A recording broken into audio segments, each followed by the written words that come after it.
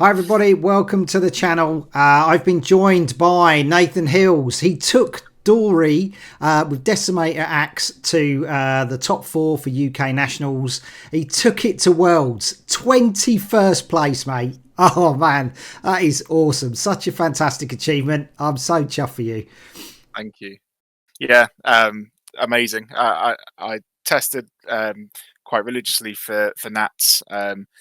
Took the deck and the deck did well. Obviously top four, so I was really stoked with that. Couldn't decide what to play for Worlds. I was going to Worlds regardless of the Nats invite, just for to hang out with friends and play the calling and stuff. Yeah. Secured the invite, and I thought, why not? Let's run it back, and yeah, made the right call. It appears.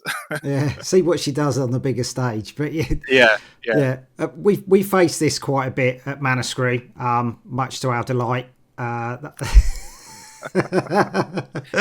it's all good. It's all good. When I saw you rising up the ranks, I was just like, "Come on, Dave! Come on, Dave!" And I did say when we were out the back on the stream, I did say to Brian Gottlieb, Nathan Hills has got a really good Dory list. If he keeps doing really well, it might be one to watch. When he said a Dory was coming on after the draft, straight away I was like, "Is that Nathan? Is that Nathan?" And he went, "No, it's not." It's a bit of a saving grace. As much as I'd like to go on stream and showcase the deck, it does take a lot of people by surprise when they get paired into Dory in these rounds, and you present Axe and they go, okay, it's Axe Dory, and then all of your game plan is, I'm going to block with 3 cards and attack with my Axe for the entirety of the game. Mhm. People don't really prepare for it, so it's a blessing and a curse not being on stream. But I think it paid off for the majority of the event. Yeah, but this is the thing. People saw Bolton. The conversion rate for Bolton is 75% because not a lot of people tested into Bolton. You could say the same. If you're unprepared for what you're going to face, you could potentially do well. I mean, you're well versed in this deck, and that's why we're here. So everybody else can sort of like see your deck, what cards are in it.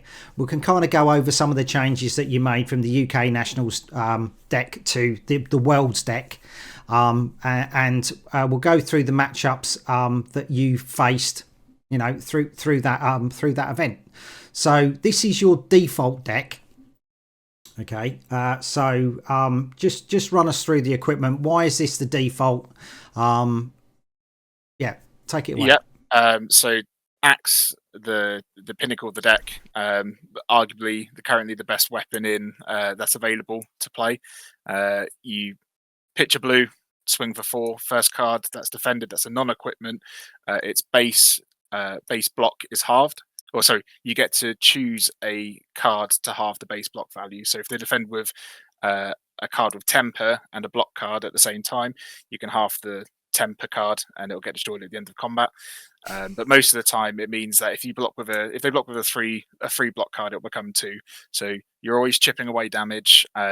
If they want to block it efficiently, they have to block 2 Yeah. or 2 cards from hand. And even things like Sink Below, when you played Oldham, you played Titan's Fist or Winter's Wail, you could Sink Below and it would cover it. A Sink Below and he blocks 2 into the Axe. So you're always chipping away. You're always getting card advantage just by attacking with the Axe. Mm-hmm.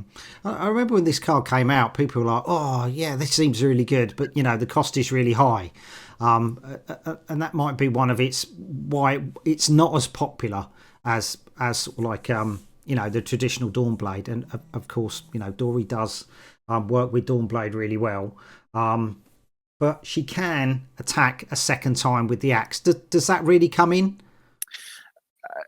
Rarely. It comes in more when you're closing out the game at the end of the game, where your opponent has to decide, how am I going to recover this game? If they're getting down to the point where Axe is killing them, they're having to block 2 cards, they might decide, I'm going to block with 1 card, go down to 1 or 2 life, and then I'll try and recover with a 3-card hand. Obviously, Dori, when your weapon hits, you can attack with a weapon additional time. It's why we play Refraction Bolters. Mm-hmm. The main incentive for playing Dori is, so you've got 8 points of damage here just on your boots. So you attack with the axe. You pop the boots, attack again with the axe. It also means that you can present cards like Glint the Quicksilver, which is a blue attack reaction, give go again. Yep.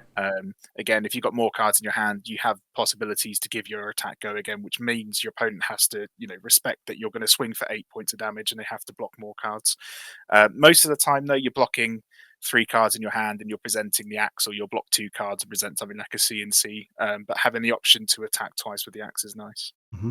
Now, traditionally, Dori players may block early with Refraction Bolters to try and utilise its effect to get the go again attack. Are you doing this with axes, or are you waiting late game with the armour and then presenting the go again hit late, like you were saying?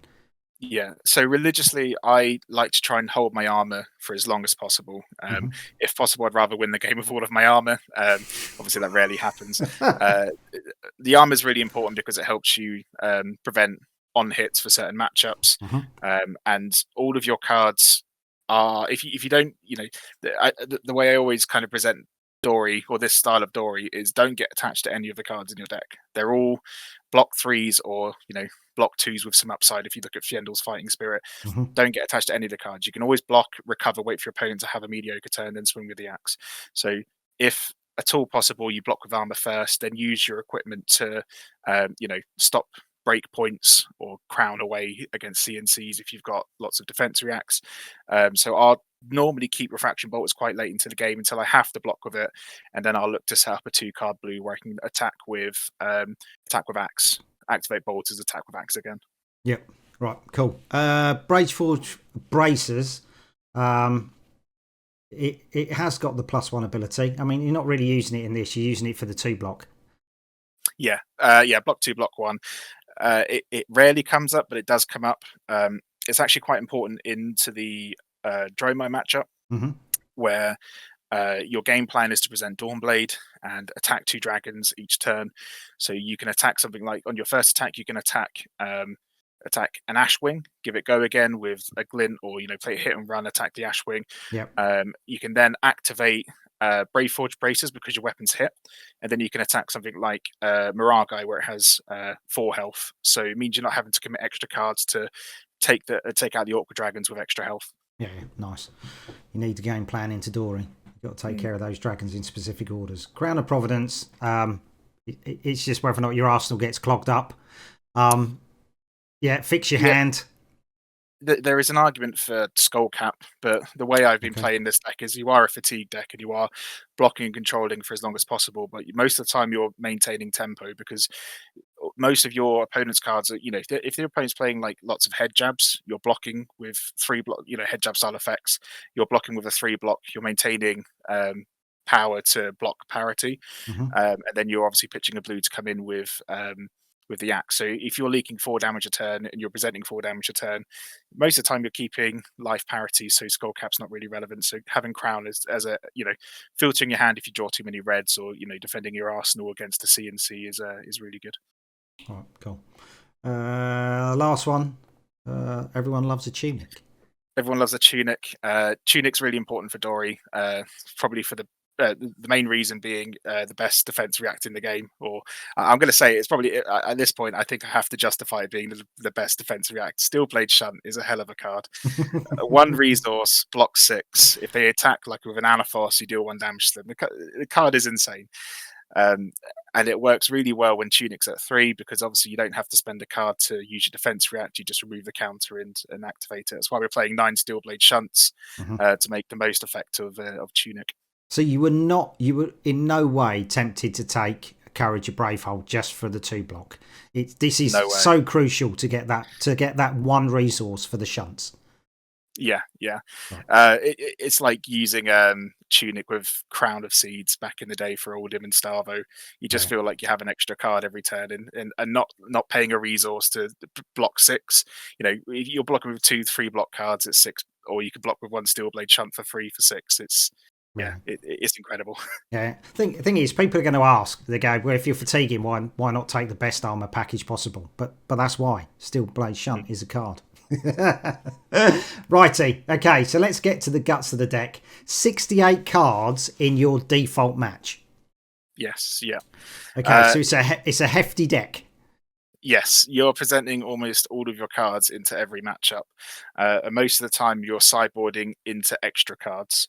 So the core of the deck, you're playing all defense reacts main deck, all of your attacks like C and C's, E strikes. Again, you're presenting either 2 card 7s with an E strike, pitching a card to the bottom, giving it +2 power. Mhm. A C and C is a 6, but it's an awkward 6, so your opponent has to respect or they're going to lose their arsenal. Fjendel's Fighting Spirit presenting a net 7 to 8 damage, assuming you've got 1 life less. Mhm. Again, a 3 for 7 at its worst is an on-rate hit for this deck. A new addition, we've got Sharpened Steel, which if you Okay. see my Nats list, I wasn't actually playing this card. I was playing Red Overpowers.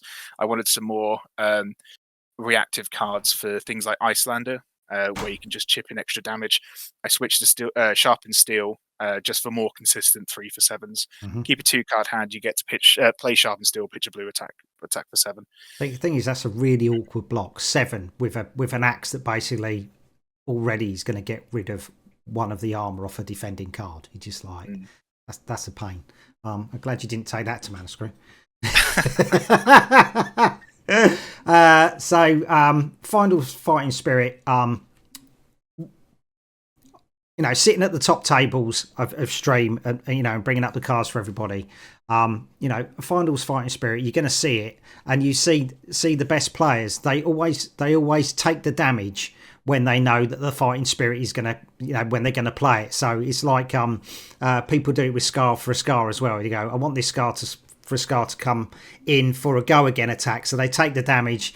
All they've got to do is go one below their opponent, and then they turn everything on. I would suppose you're doing the same. You just go, if I take that extra damage, I'm gonna get that back anyway. So it's all about numbers. Yeah, the most important thing about it is that it's a 3 for 7. That's the most important number. You're always presenting awkward breakpoints, and because you're most of the time maintaining similar life parity, you don't always gain the extra life. Depending on how their turns are played out, and if you're against an aggressive deck, you're going to gain the life, and that's important. But I think generally speaking, I wouldn't take extra damage unless I had to present this back. And obviously, when you do present this back and you're presenting 8 damage, 8-point swing instead of 7, it does feel a lot nicer. Righty, cool. Oasis Respite. Is that mainly against sort of like wizards and stuff like that? It's a bit of a pain. Kind of stops their combo turns, doesn't it? If you Oasis at the right time. It's Steelblade Shunt Light. It's a red pitch with Tunic. Prevent the next 4 damage. If you're at lower life, you gain a life. So it's essentially extra copies of Steelblade Shunt in this matchup. Obviously, it has much better applications into Wizard, but because it's a red, I only ran 2 of them. Space is, although we are presenting a lot of cards into every matchup, space is actually really tight in this deck, and there are some cards which we're not playing, which are nice mentions for things like that or you got, which we can't fit into the deck. So yeah, again, it's just extra. It's in between a Fate Foreseen and Sync and a Steelblade Shunt, but it's still filling that extra effect with Tunic. Yeah. The thing is, you've got to attack at some time, haven't you? Your game plan can't be, I will try and fatigue my opponent every game. So, yeah, you can't take every defense reaction, because at some point you're going to have to swing that axe. Yeah. Okay, so Sink Belows, Fate Foreseens, Spoils of War. That's a nice juicy card in this one, getting your axe back up to 6. Yeah, gets your axe up to 6. If they don't respect it, you can potentially play it off a Tunic, pitch a blue, swing for 6, and if you have another blue, you can swing again. Dori has relevant text that comes up occasionally with axe, but when it does come up, it does present a big threat. So you always have that backup. The main incentive of having Spoils of War, again, the deck is geared heavily to play into Dori. Sorry, not Dori, into Dromai. So you've got Spoils of War red to it gives your weapon go again, so you can take out 2 dragons. Yep. It also presents quite a strong threat when you're presenting Dawnblade into things like Icelander and other wizards like Kano. And it's the same as Warrior's Valor for that reason. We play red Warrior's Valor as well as blue, just to give the potential to give Axe go again, but mainly to give Dawnblade go again and to take out 2 dragons. All right, nice. And it's a block 3. It is a block 3. There we go, block 3. Right, okay, so probably the most important card in your deck.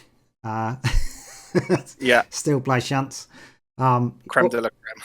Yeah, all 9 of them. He kind of looks like Chris Helmsworth, that dude there. You expect him to have a hammer in his hand. He's very Thor-esque. But yeah. So the red one It's nice. defends. Go on. Yeah.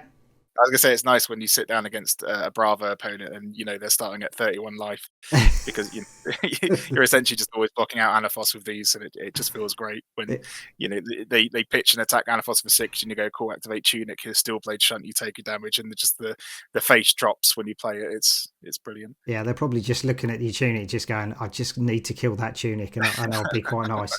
So Steel Blade Shunts defend for 5, and the Blues defend for 4. Are you mainly keeping these for late game? This is mainly axe activation first and then defending, or if it comes up, it comes up?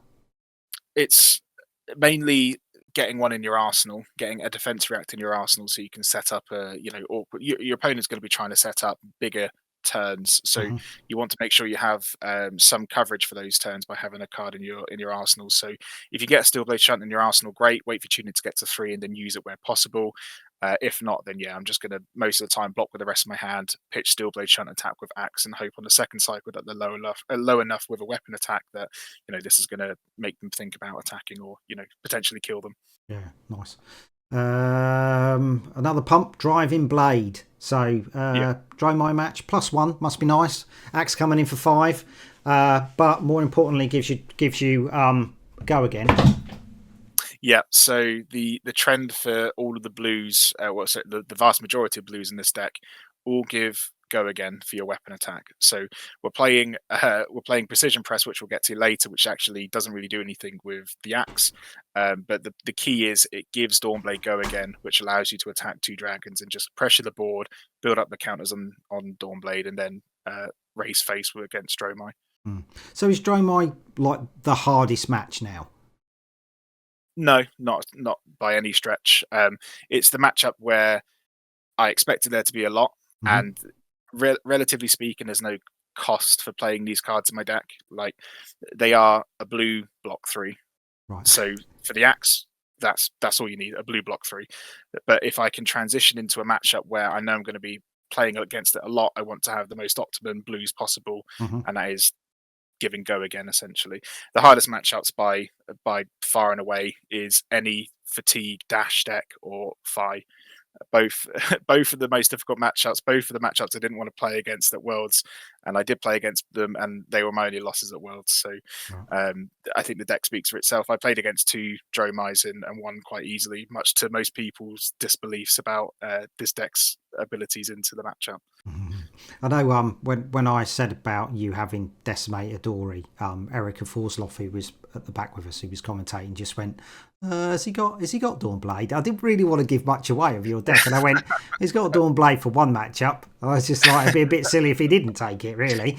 I mean, I think it's very difficult for Dori to win against Dromai without the Dawnblade, but that's the reason we play it. And it has other applications. I present it into the Wizards, so I have more resources up against like Icelander, for example. On my turn, if I pitch a blue and attack with Dawnblade, even if I don't have any other cards, I'm presenting damage, and I have a way to present some damage. Bear with me. Felling Swing. Oh god. Yeah, this is such a cool card. Yeah, it's so good.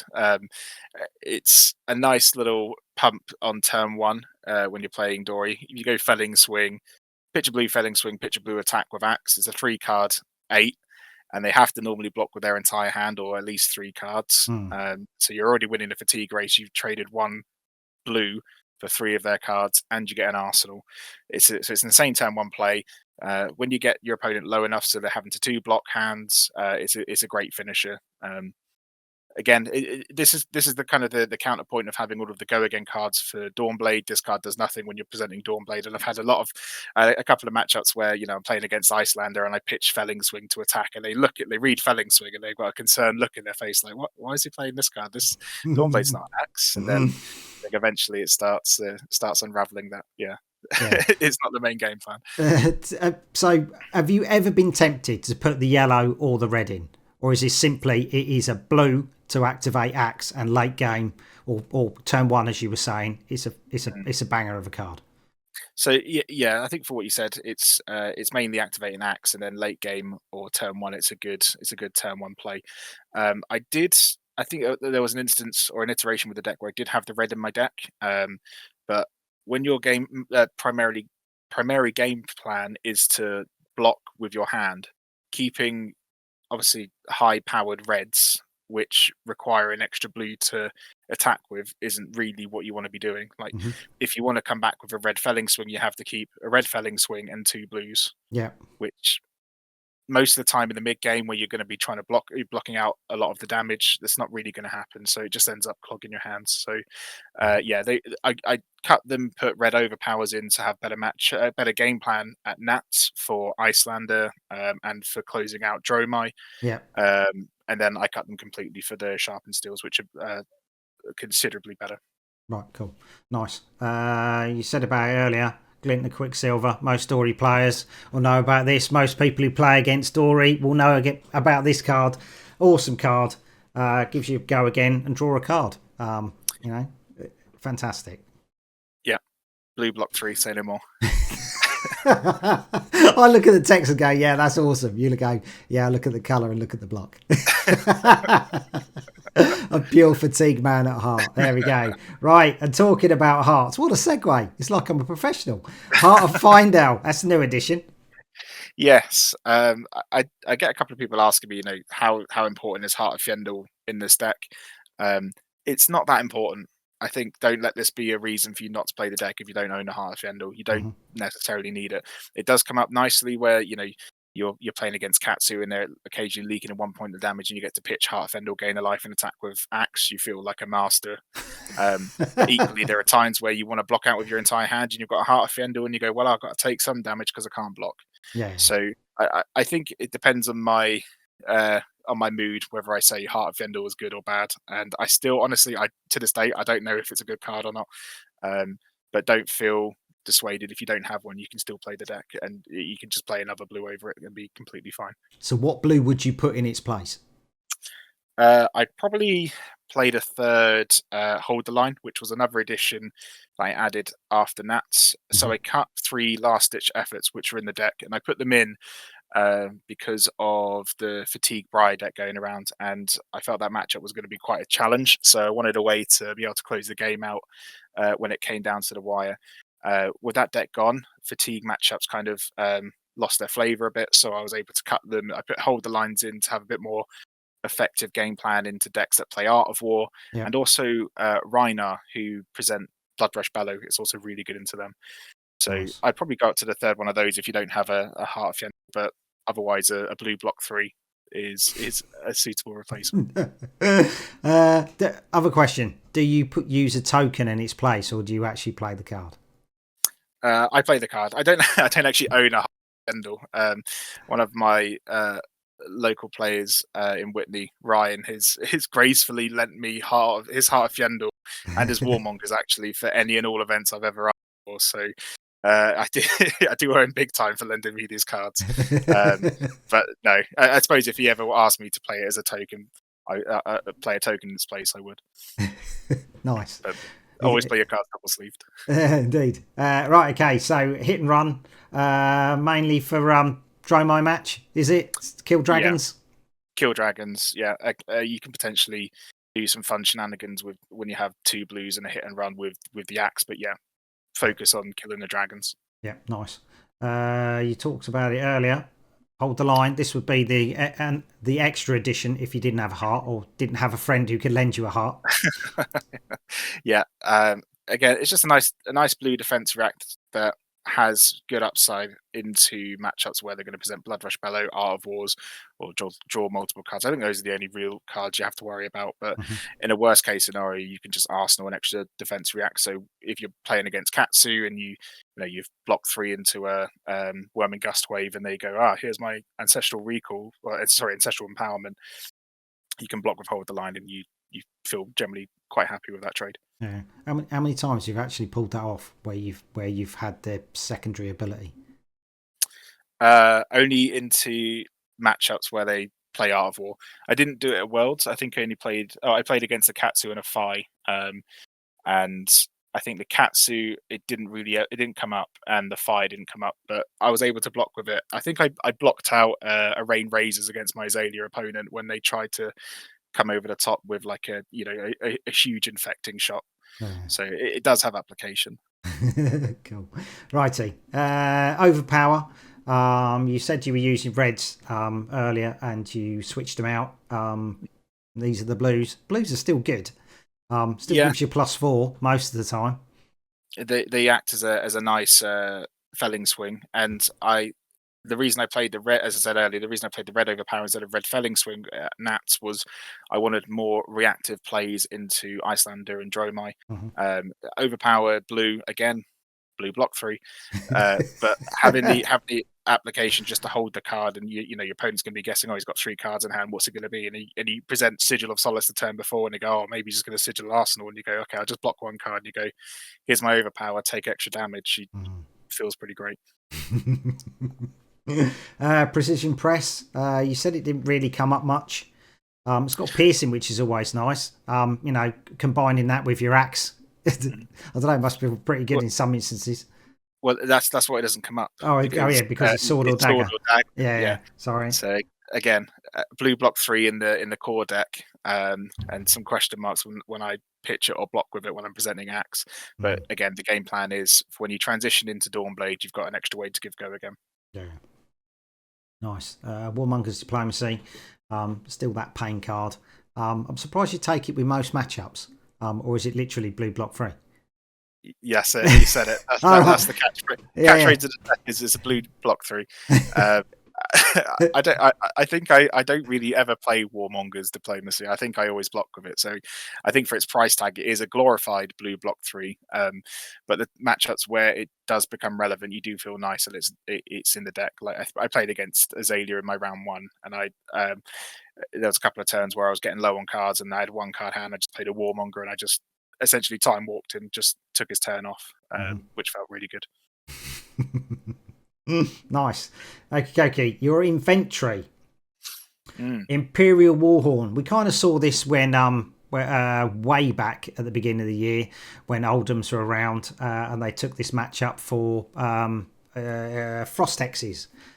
Is this what it's used for, or is this going into the dash game to destroy some items? Both. So number 1 case in point, Icelander, big popular deck. Frost Hex, like you said, it was Oldham's game plan. It's generally our game plan. We can execute it a bit better because we present Dawnblade. So, having to pitch a blue to present damage with Winter's Wail or Titan's Fist back in the day, it takes up a lot of resources. So we're able to just attack for 3, prevent 2 damage, and keep our life total high. So we keep our life total as high as possible until we find Warhorn, play the Warhorn, get rid of a Frost Hex and Insidious Chill. It's not like this doesn't instantly mean Icelander is a free matchup. It's still, I think it's still draw dependent. If they find 2 or 3 Frost Hex, if they find 2 Frost Hexes early on, you have no Warhorn, and they do a couple of the combos, you're in for a really rough time. If they find 1, you can play through 1 quite easily. If you get the Warhorn in play before they've got any Frost Hexes, you can generally just wait away the game. I think against my Icelander opponent in round 2, he had a Chill Out and a Frost Hex. I got the Warhorn out and blew up 1 of each, and then remembranced it back into my deck. Yeah. And then I played it out, I think 3 or 4 turns later, when he'd revealed a Frost Hex in his hand to like an Aether Ice Vein, and then arsenaled it. And then my turn was play Imperial Warhorn out, and it really spooked him for a couple of turns of not wanting to play out the Frost Hex, because he knows as soon as he plays it out, my turn is okay, action, destroy Warhorn, blow up Frost Hex, and at that point, it's if they've only got 1 Frost Hex in the deck, they can't beat you. But the thing is, I mean, if your opponent's umming and ahhing over it, you just go, well, that's a few turns where you're not using that Arsenal slot, so you're not coming at me in my turn. You might as well just, what's going to happen. You might as well just bite the bullet and crack on. Exactly. It's just like, just suck it up. You know it's going to happen. Just think of something else. So let's talk about the dash matchup, because obviously Icelander's now living legend. She's not going to be, unless you're entering a living legend tournament or event, you're not going to face her. So Imperial Warhorn now for dash. Are you finding that is really vital? Is it like, are you finding it just dash, OG dash, we shall say, against Dashio, or have you got to do more testing against Uh, Dashio? Against Dashio, it's you don't need it. I don't Okay. present it. I just present the core deck, and they'll just end up fatiguing themselves. It's mainly for OG Dash where they present the pistol plan into you. Hmm. If they know what you're up to, and my opponent at Worlds did know what I was up to. I think his friend advised him before the round that I was on this style of on this style of Dori. Hmm. Um, and um, even if they have the pistol plan pieces, it still doesn't secure any match. It doesn't secure the matchup in any way. If they have remembrances, it's it's very tough. And if like, I'll give the secret out to beating it. If you're playing OG Dash and you know your opponent's on Decimator Axe, just play an not induction chamber. What's the 2 cost one that gives +2 when you boost? Teclo Pounder. Pounders, yeah. Just play a Teclo Pounder out and don't boost, because you have to choose the item that gets destroyed. So if you never boost, then I can't pop Warhorn, because you then just choose the Teclo Pounder and you keep all of your pistol pieces. Yeah. So you primarily you are picking chambers. You just like, okay, not too fussed about purifiers, but I'll get rid of the chamber so I'm not getting an additional attack. If I got to choose, I'd choose chambers all the time, Yeah, because I can block out most of the time the other attacks. But yeah, your opponent gets to choose the item that's blown up. So they will prioritize. If they have a Teclo Pounder out, the Teclo Pounder goes, because it doesn't affect their matchup or their game plan at all. hmm, And then I think it's down to maths on whether you blow up induction chamber or plasma purifier. I think it's like if you have three plasma purifiers, you blow up a purifier. If you have 2 and 2 induction chambers, I think you blow up an induction chamber, because you just want to be presenting awkward breakpoints all the time. yeah, So I think for a dash play, you need to decide how you're going to win this game plan. If you just keep presenting, like if you're presenting 2 and 3 every turn, is functionally the same into my deck. If I'm going to block, I'm going to block a 3 block. yeah. Presenting 4 twice is probably more effective. Um, so yeah, uh, it's good if Dash doesn't know what your plan is. If they Hmm. know what your plan is and they don't know about setting up Teclo, it's still winnable, but it's still very tough. If they do, then it's it's close to unwinnable. Okay, yeah, fair enough. Dawnblade. Sorry, Remembrance. So is that mainly to get the Warhorn back? Is It's to it get Warhorn back. It's to get Poppers back against Dromai? Dromai. Against the less aggressive matchups, you bring them in just to have extra cards in your deck. Okay, Um, I, because I shuffle in E strikes quite frequently with Remembrance, just to have, again, 2 cards, 7 attacks. nice. So Remembrance when 68 cards is not enough. Yeah, just present more. That's the trick. Indeed. Okay, Dawnblade. Most Dory players will know about Dawnblade. Most people who've played against Dory know about Dawnblade. Block it. Don't let her get too many counters. So against this is the main Dromai weapon. Attack dragons, get tokens, and then attack Dromai when you've got loads of tokens. Pretty much. That's the game plan. Yeah. Yeah, nice. Null Room boots. You're taking the whole suite of Null Rooms. Boots, gloves, and hoods. Yeah. Kano specifically, all 3. Kano, all 3. Icelander, all 3. Dromai, present Northern Hood. Okay. Yeah, just respect the wizards, because the one time you don't respect the wizard, you'll get paired against them, and then you'll feel like a right chump that you didn't bring your Nolrin. You got enough blues, so you might as well. Exactly. Token, because you generate coppers, but there's no cards to really take advantage of the copper generation from Spoils of War. I do tend to crack them. It comes up getting the copper when you're playing against Dromai. It's Okay. just nice to filter your hands. If you want to find something to Arsenal or find a popper, you can just pitch a couple of blues and just cycle some cards. It's actually quite nice. Nice, brilliant. Okay. So that is the deck itself. And you very kindly, we're going to go through the matches that you had at Wells to see how your deck changed into those matchups, and give us a little sort of like bit of a breakdown on what happened. So top of the pops is Azalea. What really changes for Azalea? So Azalea was my round one opponent, and I just presented the standard 68 cards. Right, okay. No real game plan changes here. You want to set up and have a defense react in your arsenal for as long as possible and as often as possible. So for when they present the awkward, the awkward attacks where you have to block out, otherwise you're going to lose your entire life because they've got three lace with blood rots. You've got ways to block it out.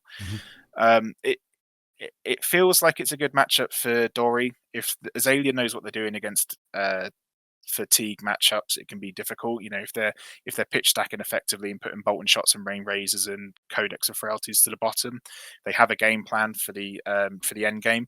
But you are presenting a lot of damage very quickly over the course of the game. So if they're no blocking for the entirety of the game and always attacking for 4, it's 10 turns until they have to start dealing with something. So you know your game plan is just to block the awkward on hits and present axe back until they have to start 2 blocking. And when Azalea blocks with 2 cards in their hand, their turns become very uninspiring and very easy to block out.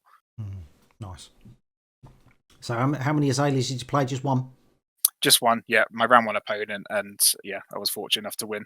They were on the front foot. Well, it was quite even. I think they were on the front foot. They had some really good back-to-back turns, and I think they had one turn where they just had a mediocre turn. It was like a yellow Bolton shot with a couple of pumps, and I was able to just steel blade chant and block out. And then at that point, I think I used my arsenal. I wasn't able to set up another arsenal for a couple of turns until they presented this really mediocre hand. I was able to put a sink below back in my arsenal. I was able to reset and then go back to blocking, which they just ran out of threats and were fatigued by damage. Nice. Game 2, who was that against? Game 2 was Icelander. Icelander. There we go. Might as well. There we go. You said about 3 null rooms, and there we are. 3 null rooms and a Dawnblade. Do you find that you don't have the resources for the axe, so you have to go Dawnblade and... I feel that the key to winning this matchup is just to keep your life total as high as possible, and they will run out of relevant threats over the course of the game. So you don't need to present these awkward 4 card attacks in block 2. I've always said if you don't feel confident about winning a game in time with this style of deck, present the axe, and then just be conscious when you've got an only blue in hand and they've got an arsenal. You don't have to attack every turn with axe. But having the functionality of just pitching a blue and attacking with Dawnblade, or pitching a blue, here's my Warrior's Valet, I'm attacking for 6 now, with resources still to prevent the arcane, keep your life total as high as possible. I think I won, and I was probably at like 25-30 life in that matchup. If you keep your life total high, you're never really under any threat in that matchup. Was it a traditional ball lander, or are we going like a more of a wizard based arcane damage like Raya Adams uses? It was ball lander, and again the ball lander attacks aren't really that scary when you're quite happy to just block 6 to 7 damage each time. Yeah. The sideboard plan for this deck is that we essentially cut a load of reds, and we cut all the defense reacts, but we still keep. We cut all of the red defense reacts, but we still keep yellow steel blade shunts and blue steel blade shunts. They pitch to arcane nicely, and then when they do present Scar for Scars or Wounded Bull or Fiendal Fighting Spirit, it blocks very nicely. Blocking with a blue steel blade shunt and blocking with a 3 cost from your hand, blocking out Fiendals is really nice. Yeah, and you still got enough to present damage back. Exactly. Which you do find it's a bit of a time warp for was a time warp for Icelanders. Okay, so that was round 2. Win. Round 3. Win. Round 3 was Dromai. Let's get Dromai is the standard match. But we'll put Dromai. So but no Rune Hood, like you said, because of pesky Burnham and Asvalize. So we present at least one arcane for those reasons. The reason I present Nolrune Hood over Nolrune Gloves is Braveforge Braces blocks 2 breakpoint attacks. So, if they're coming in with Kyloria and you don't have a popper, or you don't want to use the popper, you can just block with a 3 and block with bolters, or block 3, block with braces, and you can do that twice over the course of the game, which I found is more important than potentially just cycling something out of your arsenal. Yeah, nice. There we go. There's the inventory. Yeah. Yeah, we cut the red steel blade shunts because they don't really block anything in that matchup. I think we mentioned earlier that they're attacking for 5, 4, 3, 2, and 1s. So no point having a red pip block 6 in our deck. Yeah, nice. People think that this matchup's an impossible matchup to win, but just keep to the game plan. You just take out the dragons, build up counters on your Dawnblade. If they block their hand out to reset your Dawnblade, that's fine. You're not an aggressive deck. They've just wasted 4 cards to essentially reset your game plan. Yeah. And the counter argument is people go, oh, what if they pitch stack all of their dragons to the bottom? They're more than happy to do that, because then they don't present any damage for the rest of the game, in the early stages of the game, and then you're at 40 life still.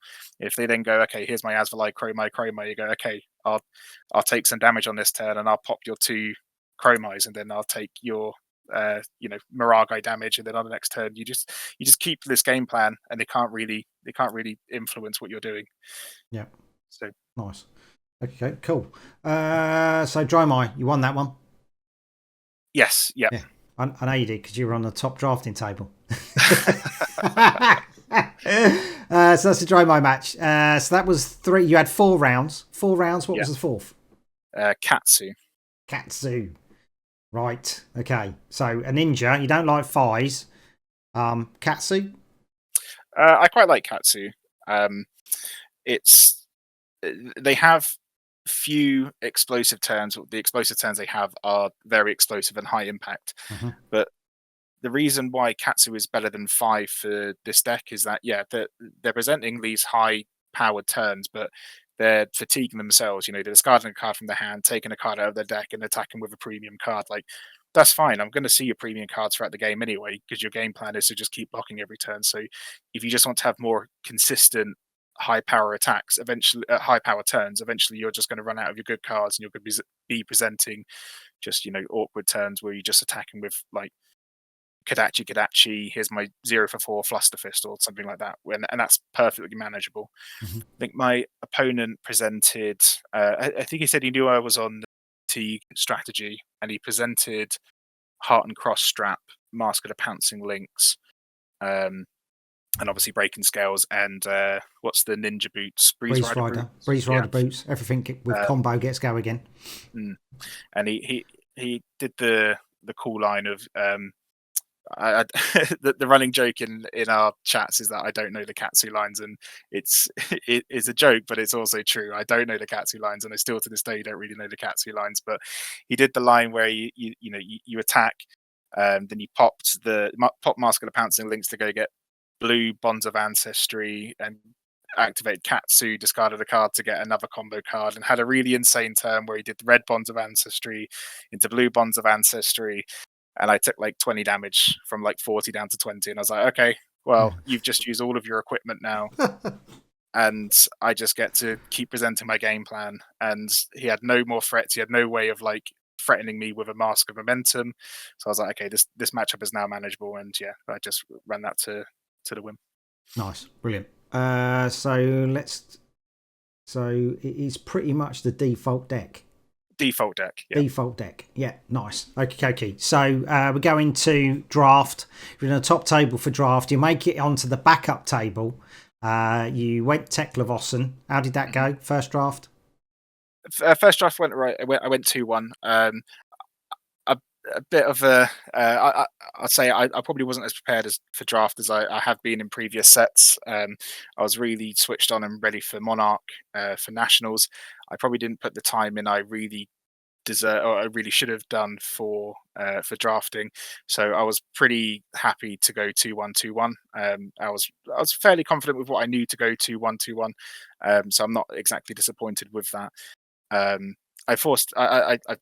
went in forcing Tekla-Vossen in my mind. At the end of like a couple of picks into pack 1, I did start shifting into Dash.io because I saw a very late red boom grenade. I think like pick 4, pick 5. So I was like, oh, dash is open. Hmm. And then I think pack 2, I was just past like 3 or 4 Evo pieces. I was like, oh, great, let's go back into Teklo Vesson, because it's quite easy to switch in this format where, again, all the cards are block 3s. So it doesn't really matter what deck you're in because they're Yeah. all mechanologist block 3s. Yeah. Um, But you were in yeah, you were in Yuki's pod. She yeah, was picking up the red boom grenades, and she really showed what breakpoint attacks do with dash IO, overpowers, and boom grenades. Oh Jesus, it was awesome to sit at that table and see her play. It was brilliant. yeah. My 2 rounds I won. I think they were Teklo mirrors, Hmm.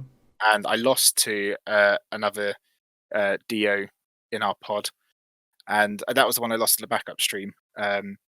I it just did. It was just flesh and blood things. It was drawing awkward. I had some no block. I had some items in my deck because I was moving into Dio.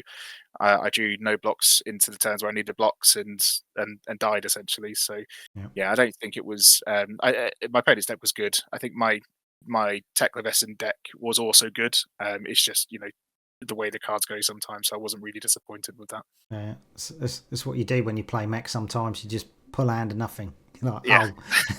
oh, let's hope you don't have many attacks because I can't block much here. But yeah, that's the way it goes. Okay, so you went 2-1, 2-1 in draft. You were sitting pretty good. You were 7th at the end of day 1. Yeah. And I was like, oh my God, that's awesome. So day 2, 3 more draft, 2-1 again. So the last 3, is it last 3 games? 4. Last 4 games. Okay, so who did you get next? I've got Bravo next. Bravo. Right. Okay. Okay. So you said that basically you're saving up your steel blaze shunts for Anathos. How are you dealing with the other big attacks? So when he comes in with dominating, spinal crush, and all the rest, you just gotta suck it and see. I mean, Spinal Crush isn't really the worst for this deck. You Okay. lose, go again. Okay, I'm going to attack you with 1 attack on my turn anyway and pass. Yeah. I say a bit tongue in cheek.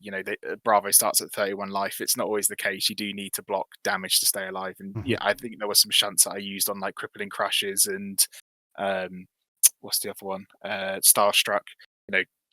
To soak damage up, and that's perfectly fine. I think as a matchup, I'm really comfortable playing Bravo. My opponent played it really well, played the matchup really well, and it was actually really close to the wire. I think I won with like 2 cards left in my deck, and then he blocked his last card to stay alive. So it was a really close to the wire game. So yeah, kudos to my opponent in that matchup. It was really close. So normally you present 68. So this one you present 70. So the only card you are actually putting in is Remembrance. Yeah. So considering you had 2 cards left, I'm assuming that you played both of these. So I did. So you'd have got 6 yeah. blue, 3 blocks back. So you had 76 cards and you ended up with 2 in your deck to survive. Yeah, that's a testament to my opponent, because I don't think I've ever really got into that state with Dori against Bravo. It's normally been just a complete landslide. So they did play it really well. Yeah. But yeah, that stresses the importance of Remembrance. It takes 1 card out of your deck and puts 3 in, so it's plus 2 cards into your deck net overall. And yeah, I think the first one I shuffled in 3 E strikes, and the second one I shuffled in 3 sharpened steels. So yeah, the card is really good. It just presents more threats, and again, the cards that are threats that you shuffle back in still block 3. So it's they're still really good. Nice. Okay. So that's so you won that one. What's the next game? Fi. Now I've recorded you a few times playing Fi, and I know that you love playing against David Calf.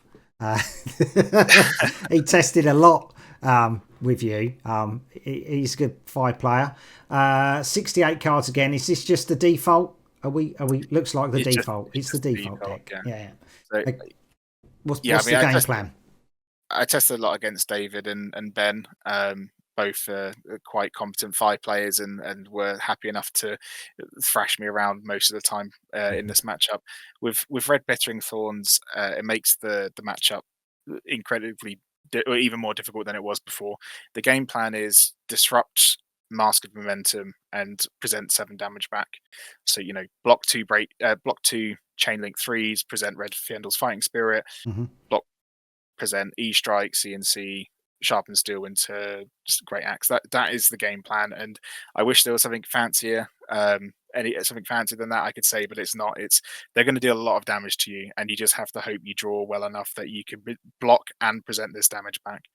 Okay. My opponent presented Ember Blade, Pouncing Lynx, and Flamescale Furnace, which for me I think is a much better game plan for me in terms of winning. I think if they present Kodachis and Mask of Momentum, it's a lot more difficult for me to win. So I was happy to see those cards, but yeah, it's still a rough matchup, and I think it was my opponent top 8. I can't remember now. I'm terrible with names. But they went on to do really well. You had top 8 was Daniele, was the Italian player that made it, no. and the eventual winner. Yeah, I can't remember his name. That's really bad. I think it was a 2. Oh no, it was just one fine top 8, wasn't there? There was 2. There was Daniele for sure, and the chap who won, and that's really bad. I can't remember his name. They must have top 16 then. Right, okay. So yeah, I'm terrible with names, so apologies, but yeah, he gave me a thrashing, and so. You're the microphone cut out. Then it's lucky. They might have thought I bleeped you, but I didn't. Okay, so fight. You went. Oh, okay. Game after that. Dash. Your other awful matchup. Yeah. There we go. This is slightly changed. Where we go? Yeah, Dash 71 cards. Jesus. Okay. Present every card into Dash. Okay. If it's Fatigue Dash, you can't win. I want to say that there's no matchup where there's no winnable matchup. I think Fatigue Dash is unwinnable for you. Fortunately it wasn't. It was Aggro Dash, and they presented the pistol plan because I think they had wind of that I was playing this deck, playing the Fatigue style, so they came prepared. He turn one Spark of Genius for a Teklo Pounder, and in my head I was like, "This is over. I can't beat this." Yeah. I found my Horn. I arsenaled it for ages, and eventually he boosted 3 cards. I think he went High Octane. Over 2 turns, he went High Octane, did a boost turn, High Octane did a boost turn. I was like, okay, that makes sense. He's going to leave it on 1, and then he went like Throttle boost into Pistol or something. I was like, excellent. Play this Warhorn from Arsenal. I'm back in the game. And he only had 2. I think he had 2 Plasma Purifiers, 2 Induction Chambers, or maybe 2 Plasma Purifiers, 1 Induction Chamber. He had a really low count. So I blew up 1. Cycled it back in. I was trying to find the next one, but I was already kind of low enough at that point that I think he eventually just found his 3rd High Octane and went wide, and I couldn't block out. So it was a really close game from him presenting the best way to beat me in turn 1 and then getting rid of it. And I was like, great, I can come back in and I can win this. And I just I died by like 1 point of damage, and he was kind of low, so it was close, and I felt a bit deflated after that. But I bought this deck because I expected to win the matchups I wanted to play against and lose the matchups I didn't want to play against. This was the matchup I didn't want to play against. Fire was a matchup I didn't want to play against, and I lost those matchups. Yeah, nice. Okay, I say nice. It's not nice. So after Dash, what did you play? Last round was Dromai. We've already covered Dromai, but we'll go back to her. Was this one any closer? How did it go? 67 cards into Dromai because she cut in the steel blades and put Remembrance in. There we go. Yeah, Remembrance in for the poppers. The game plan was the same. I think my round 3 Dromai, it was, I think, a closer matchup. I got lower in that matchup because I didn't see the poppers when I wanted to, but I still had 3 Sigil of Solaces in that matchup. So eventually I went back up in health when they were trying to push over for lethal. This game plan was a lot easier. I think he was just not prepared for a fatigue plan and ended up just fatiguing himself. So, yeah, again, I think it's not to say this, again, no matchup is unwinnable for either side, and Mm-hmm. I think a competent Dromai player will have a game plan for these types of matchups, but you have a game plan into Dromai, and you can execute it well enough with this deck. So I think it's fine either way, and I was just prepared for this matchup. Mm-hmm. So that was Worlds. The meta has changed because Icelander's done. So where do you see Decimator Dori? Have you got plans to change this? Because because Fi won the Worlds, we're going to see a lot more Fi. How are you feeling? I mean, you already said it was a rough match. Have you got ideas to sort of like give it a bit of a boost before Heavy Hitters comes out with a few more warrior cards? I think if you're going to play this deck, I would probably just play normal Dawnblade at the moment. I think Dawnblade is actually in a really good position right now, which I know a lot of players tend to dismiss Dori as a bit of a a meme or a fun deck, but Mm-hmm. it actually has a really good game into Fi, and I think it's favoured in Dori's favour for that matchup if you present if you in the traditional Dawnblade plan. So if I was going to continue playing the deck, which I will, I'll play Decimator into events where I don't think Fi is going to be as popular. And if I do, I'll probably just play Dawnblade. Okay, but so why is Dawnblade that good into Fi? Because Fi don't want to block, and she has a lot of reprise stuff. So it's just like you'll get on hits, so you'll get your tokens to boost her attacks. And I suppose Fi will only block when he really has to try and take a token off. Yeah, and like you can, it's warrior. All of the cards block 3, so you can block turns where if they're they're presenting a mask, you can block the mask triggers and then present a threatening Dawnblade turn with a 2 card or a 3 card hand if you've got a card in your arsenal. Mm-hmm. If you block 1 card and present 3, you can still do a lot of things with Dawnblade. If you go any of the Dori specializations are just they're all kind of insane. Like glistening Steelblade, the one that puts counters on Dawnblade, like Yeah. they have to respect it. They have to block. If they don't, you just win the game. Yeah. So you just wait for those turns. You attack and race them very well, and then you put a couple of counters on Dawnblade. Then they're going to have to either try and block out. At that point, you just run them over with the reprise stuff. Nice. And then for the other matchups, you have this slow game plan. If you want to board back into Decimator Axe, you can present Axe and Shunts in your sideboard. Or against against Ice. Well, I guess you don't have to worry about Wizard anymore because Icelander's gone, and Kano you can tech for Kano if you want to present some AB. But I think you can just raise Kano quite effectively as well. Nice. Is there anything else that you want to say about Decimator Dori before we sign off and let people run amok with your list? No, just remember blocking is key. Blocking is great in this game. And just don't be attached to any card. Just be happy to block with cards, and then you'll just win with the pure value from the axe. Axe's life. Nice one. Congratulations, 21st place for Worlds. Thank Fantastic feat, mate. I'm so chuffed for you. Well done. So give Decimator Dori a go. Let us know what you think of Nathan's list. Any tweaks that you might make yourselves, and then Nathan can say it's good, bad, or he's indifferent about it. Or, if he says good, we might see the changes. I will put the link in the description. I've made a copy, like you can see, so I won't be changing it. And then when Nathan does really well again with Dori, we'll bring him back on. And we'll see where it takes us. All right. So until next time, everybody take care. Bye bye.